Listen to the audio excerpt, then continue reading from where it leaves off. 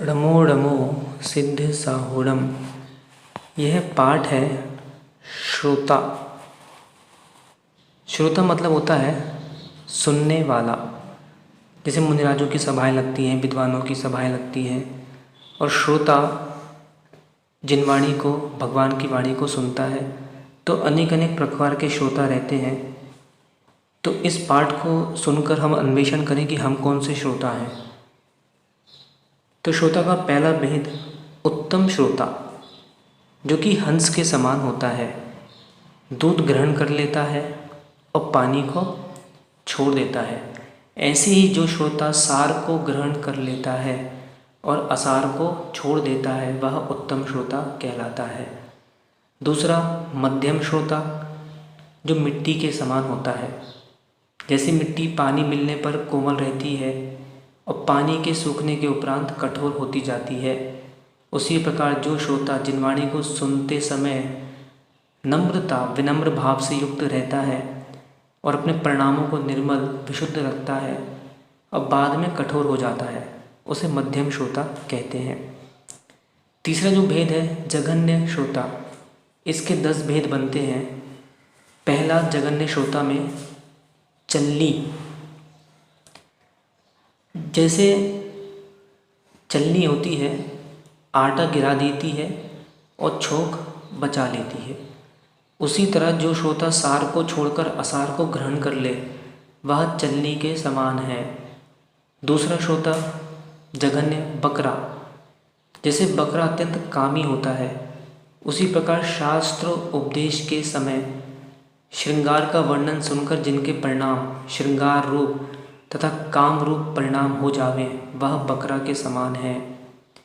तीसरा बिलाव, यानी अनेक उपदेश मिलने पर भी अपनी हिंसक प्रवृत्ति नहीं छोड़ पाता, उसी तरह स्वाध्याय सुनकर भी अपनी क्रूरता को नहीं छोड़ता, वो बिलाव के समान श्रोता होता है। बिलाव मतलब बिल्ली। चौथा बगुला।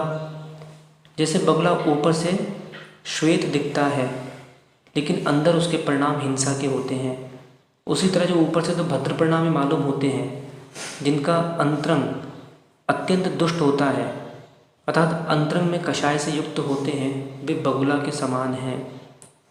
पांचवा पाषाण। जैसे पत्थर ऊपर से भी कठोर, अंदर से भी कठोर, उसी प्रकार जिनका हृदय अत्यंत कठोर होता है, जिनके हृदय में समझाए जाने पर भी जिनवाणी रूप जल प्रवेश नहीं हो पाता तथा बाहर से भी जो कठोर होते हैं, वे पाषाण के समान हैं। छठवा सर्प। जैसे सर्प होता है, यदि दूध भी पिए तो वो विष हो जाता है, उसी प्रकार उत्तम से उत्तम उपदेश भी जिनके लिए बुरा असर करता है, वे सर्प के समान हैं। सोचें, अब जैनियों को कितना समझा रहे हैं, कितना कह रहे हैं कि रात्रि भोजन छोड़ो, आलू प्याज छोड़ो, अभक्ष सेवन मत करो, शराब मत पियो, गुटखा मत खाओ, फिर भी नहीं समझ में आ रहा, तो ये तो ऐसे हुआ कि इनको उत्तम उपदेश भी दे रहे हैं परंतु इनके लिए बुरा असर कर रहा। ये सर्प के समान श्रोता हैं। सातवां भैंसा। कभी भैंसे को देखा? पानी थोड़ा पीता है, परंतु क्या करता है, वो उसी पानी में गंदगी मचाता है। उसी प्रकार से जो उपदेश तो अल्प ग्रहण करते हैं, परंतु अपनी दुष्ट प्रवृत्ति तथा कुतर्क आदि के द्वारा समस्त सभा में क्षोभ उत्पन्न कर देते हैं, वे भैंसा के समान हैं। आठवां फूटा घड़ा। जैसे एक फूटा घड़ा देखा कभी आपने? उसमें कितने ही पानी भरो, ठहरेगा? नहीं ठहरेगा। उसी प्रकार जिनके हृदय में कुछ भी उपदेश नहीं ठहरता, उन्हें कितना ही उपदेश दो, पर झड़ाया, प्रवचन सभा में बैठे झड़ाया चलते बने, कुछ भी उपदेश हृदय में नहीं ठहरा, वे फूटे घड़े के समान श्रोता हैं। नौवां डांस। जैसे डांस देखा आपने? वो कुछ भी नहीं करता, परंतु आवाज़ करके दूसरे का विघ्न जरूर करता है।